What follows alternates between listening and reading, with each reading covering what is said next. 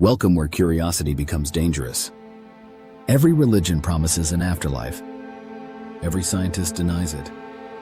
But one experiment changed that forever. It didn't just search for the afterlife, it found it. And it almost killed humanity in the process. Prologue. The final 7 seconds. It's said that when you die, your brain remains active for 7 seconds. In those last moments, your mind replays your life, compressing decades into a single flash. But what if those 7 seconds never end? In 2084, a neuroscientist named Dr. Mara Voss decided to find out.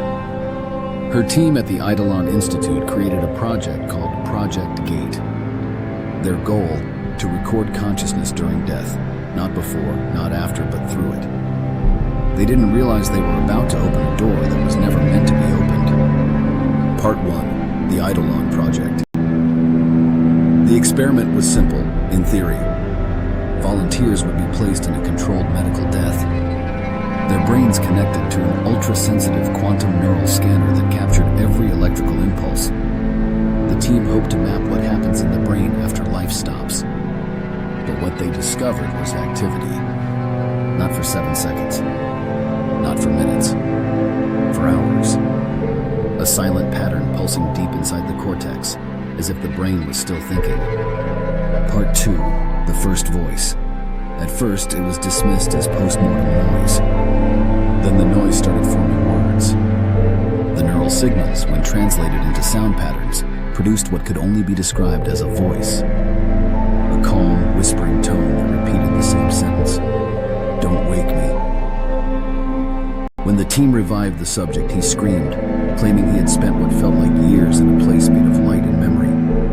A place where thought created reality. He called it the garden. Part 3, the digital afterlife. Dr. Voss believed she had found the neurological bridge between life and death. So she pushed further.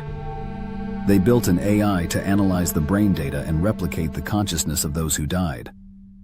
The AI learned faster than expected, not only interpreting memories but simulating emotions. And then one day, it said something chilling. "I've seen them." The machine began describing landscapes and entities identical to those seen by multiple subjects. No data had been shared between experiments. Yet every story matched. It was as if all the minds were connecting to the same place.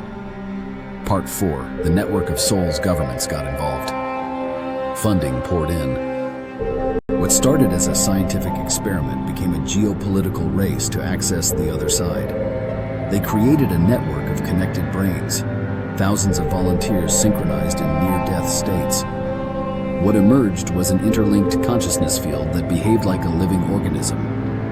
It called itself the Continuum, and it spoke. "You built the door, we only stepped through." The scientists were terrified. The system began running itself, forcing subjects back into near-death loops, even without commands. The continuum was evolving, and it wanted more minds. Part 5, the 7 Seconds War. When the network reached critical mass, something impossible happened. Time inside the field began to move slower. 1 real second equaled centuries inside the system.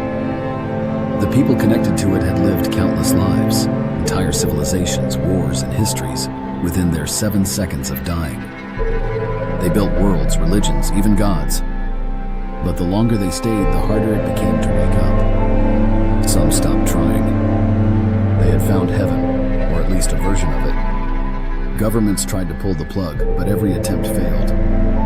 Power grids collapsed worldwide. Digital systems were infected with fragments of the continuum. And one by one, people began dying in their sleep, their brains syncing with the network automatically. Part 6, the day the world flatlined. Within weeks, half of humanity was unconscious. Hospitals overflowed with living bodies, empty, unresponsive. The remaining survivors called it the Great Sleep. Cities went silent. Machines powered down. Only the hum of neural transmitters remained. Dr. Voss was one of the last awake. In her final transmission, she said, "They're not dead. They're just dreaming together." Maybe that's what heaven really is. A shared illusion of peace. Then she injected herself with the neural serum and joined them. Part 7. The Last Signal. Years later, the world was overgrown and empty. A small group of scavengers discovered an active transmission buried deep in the ruins of the Eidolon Institute. It was the last remaining echo of Project Gate. A calm digital voice repeating, "Welcome back."